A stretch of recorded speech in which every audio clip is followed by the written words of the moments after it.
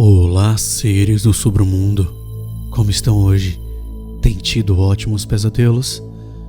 Bom, eu preparei uma história bem legal para vocês hoje. Eu espero que vocês gostem. É uma das histórias mais clássicas da internet. E vamos ter várias vozes, do jeitinho que vocês gostam. Mas antes, se você estiver ouvindo pelo Spotify, Deezer ou qualquer outro agregador, se inscreva no nosso podcast. Ajuda muito. Se você também estiver ouvindo pelo YouTube, dê um like e compartilhe e se inscreva também no canal. Ajuda bastante a divulgar o cast. Mas vamos para nossa história? Eu sou o Bruno Lima e esse é o Submundo Terror.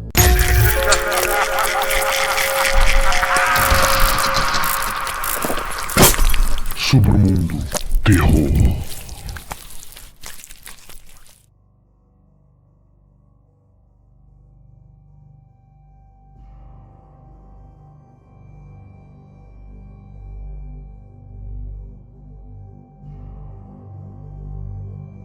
Quando eu tinha 12 anos, cheguei à conclusão de que todos no mundo, incluindo a minha própria família, me odiavam. Eu nunca fui uma criança problemática, mas meus pais sempre estavam me tratando como tal. Por exemplo, eu precisava estar em casa antes das 17 horas todos os dias. Isso claramente restringia minha quantidade de tempo para brincar ao ar livre. Eu não tinha permissão para trazer amigos para brincar em casa, nem era permitido de ir à casa de qualquer outro amigo.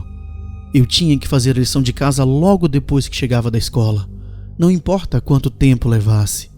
Meus pais se recusaram a me comprar qualquer videogame e me obrigavam a ler livros, e em seguida escreveram um relatório do livro, para provar que eu realmente tinha lido. Agora, mesmo que essas regras listadas acima tivessem sido bastante frustrantes para mim quando criança, não foi a coisa que mais me chateou. O que realmente me machuca é a falta de compaixão em nome dos meus pais. Minha mãe era uma mulher amarga que sempre me fez sentir culpado de acidentes ou erros que cometi. Meu pai só demonstrava uma emoção: frustração. As únicas vezes que ele falou comigo foi quando ele gritou para receber os resultados dos testes escolares ou quando me bateu por mau comportamento. Mas já disse o suficiente sobre eles. Vamos falar sobre o psicólogo da minha escola.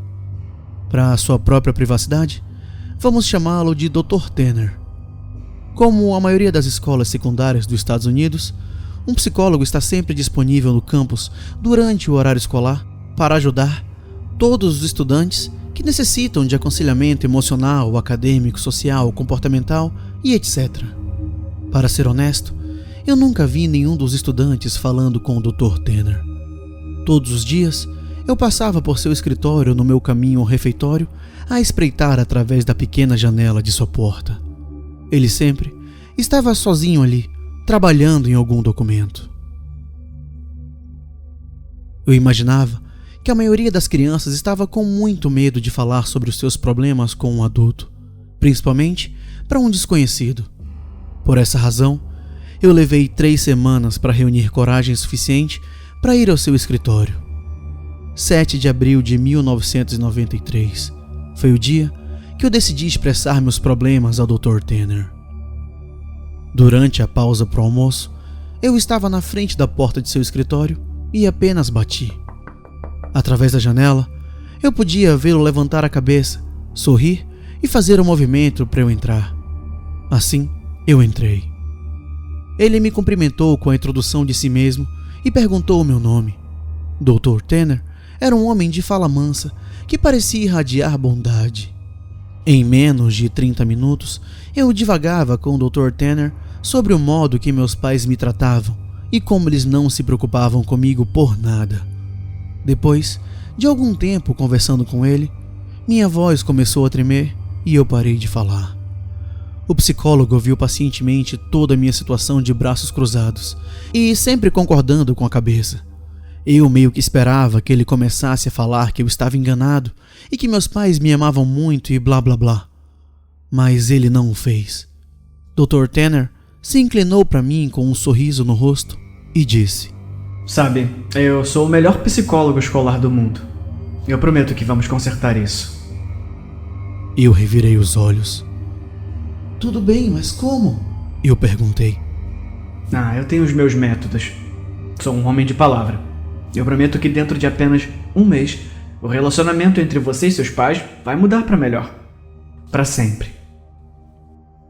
Após uma breve pausa, ele continuou. Embora eu precise que você me faça uma promessa.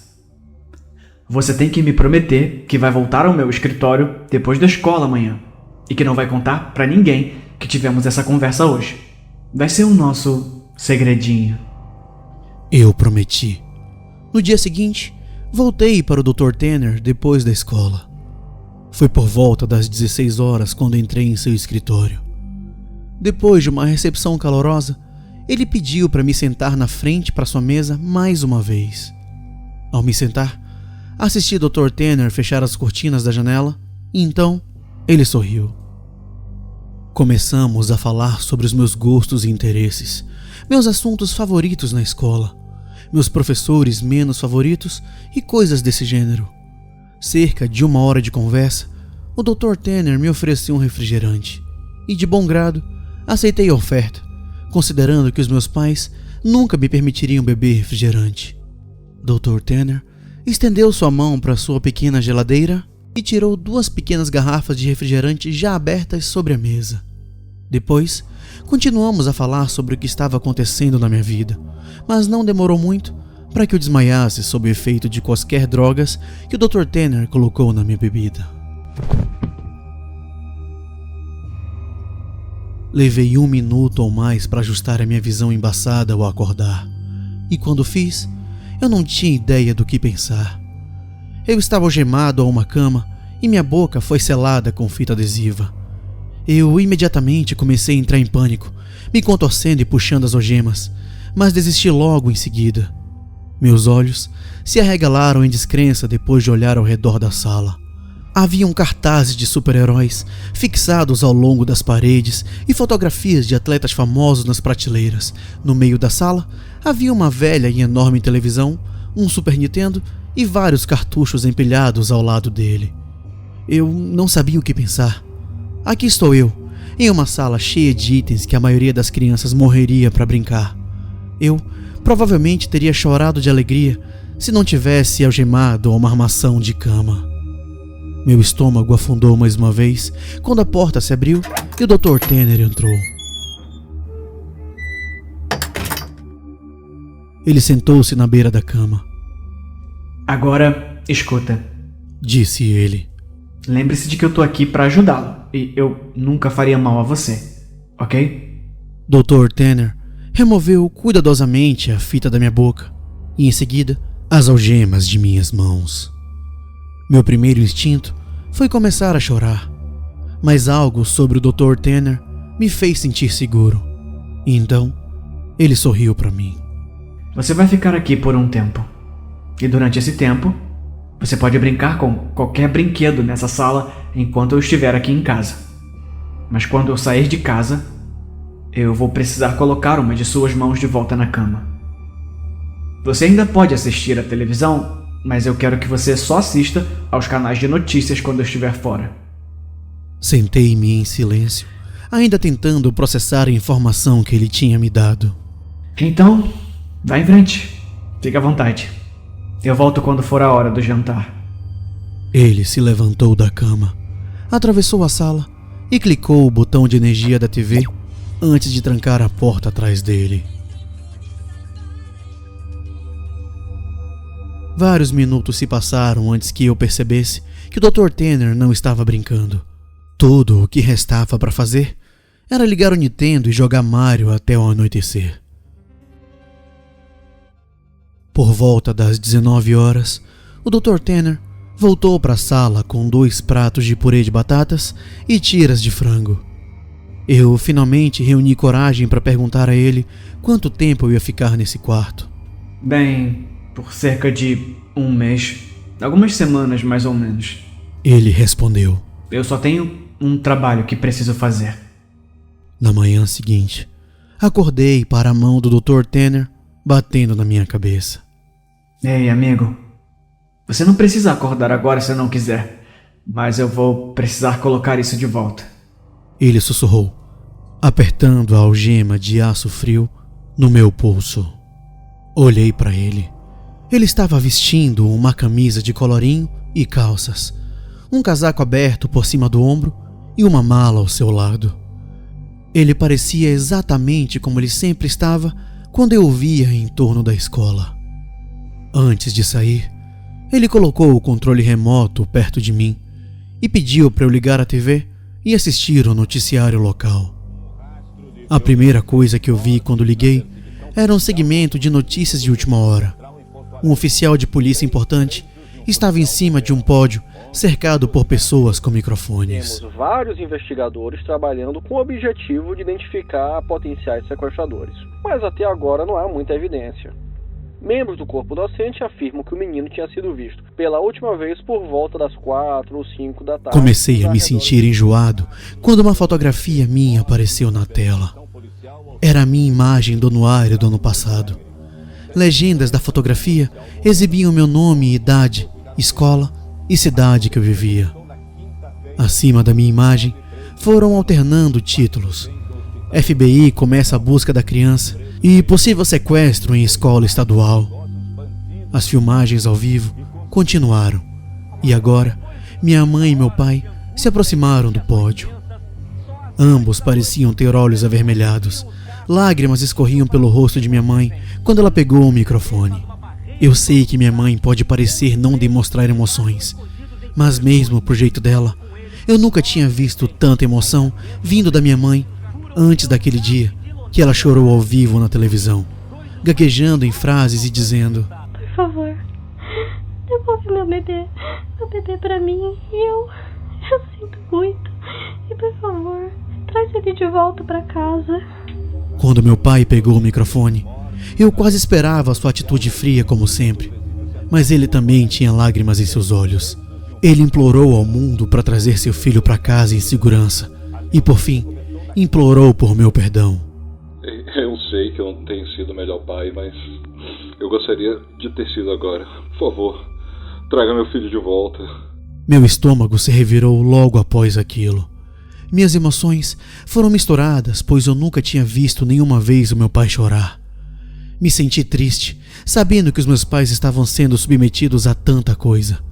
Mas ao mesmo tempo, eu senti um alívio. Agora, eu sabia o quanto minha mãe e meu pai me amavam. Quase 4 semanas se passaram, e o Dr. Tanner tem me tratado com o maior respeito. Ele me deixa na manhã algemado na estrutura da cama, mas retorna à tarde para almoçar e jantar comigo. Também conversávamos e jogávamos videogame juntos. Eu nunca teria imaginado o quão bom o Dr. Tanner era no Super Mario.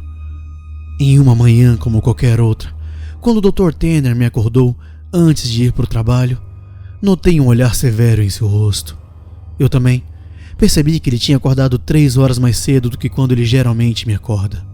Você precisa assistir ao noticiário hoje, sem exceções. Eu quero que você mantenha a televisão ligada o dia todo e preste muita atenção nela, afirmou ele severamente. Eu, é claro, obedeci e o vi sair do quarto. Cerca de 2 horas mais tarde, um segmento de notícias de última hora interrompeu o comercial de creme dental que eu estava assistindo. O título era: Restos humanos encontrados.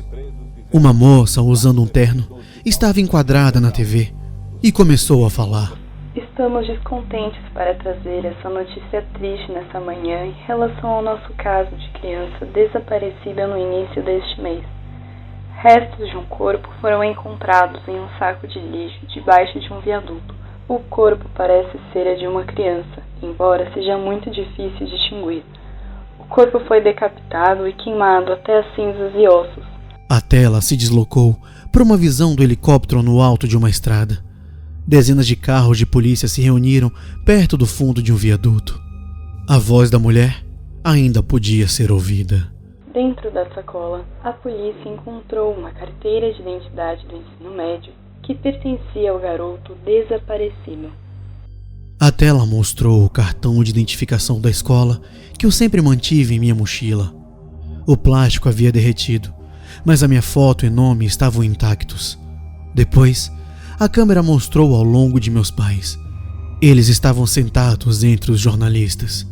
No rosto de minha mãe, havia uma careta dolorosa e meu pai chorava com a cabeça apoiada em seus joelhos.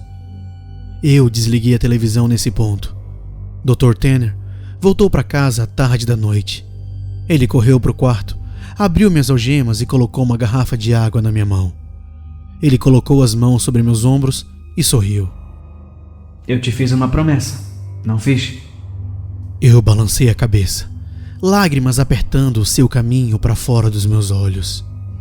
Você precisa me fazer uma promessa de novo. Ele sussurrou. Ele me disse que eu precisava beber toda a água na garrafa. Isso iria me ajudar a dormir. E que a partir de agora, eu nunca poderia contar a ninguém que eu já tinha o conhecido. Naquele momento, eu apenas prometi. Eu disse que sou o melhor psicólogo escolar do mundo. Não disse? E ele estava certo. Acordei mais tarde naquela noite, 8 de maio de 1993, véspera do Dia das Mães, para me encontrar deitado no meio de um parque, as estrelas brilhando fortemente em todo o céu noturno. Eu reconheci o parque, que não era muito longe da minha escola. 1,5 quilômetros abaixo da estrada, eu vi a minha casa. As luzes estavam apagadas no interior, mas eu podia ver meu pai sentado no degrau que leva à porta da frente. Hesitante, eu o chamei. Ele levantou a cabeça lentamente, mas quando viu que era eu, ele ergueu-se, correu para mim de braços abertos, gritando meu nome. Minha mãe abriu a porta e saiu atrás dele. Dr. Tanner estava certo. As coisas tinham mudado comigo e minha família. Meus pais sorriam mais vezes e me tratavam com muito mais carinho. Eu não poderia pedir um final mais perfeito. De vez em quando, eu vejo o Dr. Tanner pela escola e ouço sua voz falando do escritório. Raramente nós fazíamos contato visual e muito menos falamos um com o outro. Mas às vezes, ele atira para mim uma piscada e um sorriso. Eu sempre vou manter minha promessa e fingir que nunca o conheci. Mas sempre haverá uma questão que vai me atormentar para sempre em minha mente. Afinal, quem o Dr. Tanner decapitou e jogou embaixo do viaduto? Gostaram da história, seres do submundo? Bom, como vocês sabem, esse episódio teve uma voz especial. E se vocês não o conhecem, eu vou deixar ele se apresentar para vocês. Oi, eu sou o Felipe. Sim, tudo cedo, Felipe. É só procurar em qualquer rede social, mas você vai me encontrar com mais facilidade no YouTube, onde eu falo sobre casos misteriosos e umas curiosidades que vão derreter o seu cérebro. Se você curtiu umas creepypastas e histórias narradas, é só se inscrever no canal Fábrica de Pesadelos no YouTube. Lá eu posto histórias de terror, ficção científica, SCP e muito mais. Dia sim, dia não. Confere lá. Para quem não sabe, o Felipe é uma das grandes inspirações para mim a montar o podcast, e é uma grande honra ter ele hoje participando aqui comigo. Eu só tenho a agradecer a todo mundo que me ajudou. Além dele, no episódio de hoje eu também tive a participação especial de Rafael Durães, Sandro Kiel, Bianca Serafim e Laila Tomanik. Eu queria agradecer a todo mundo que me ajuda, porque realmente faz toda a diferença, e também agradecer aos patrões, que é por causa deles que o podcast continua existindo. Muito obrigado por ouvir a gente até aqui. Boa noite e bons pesadelos.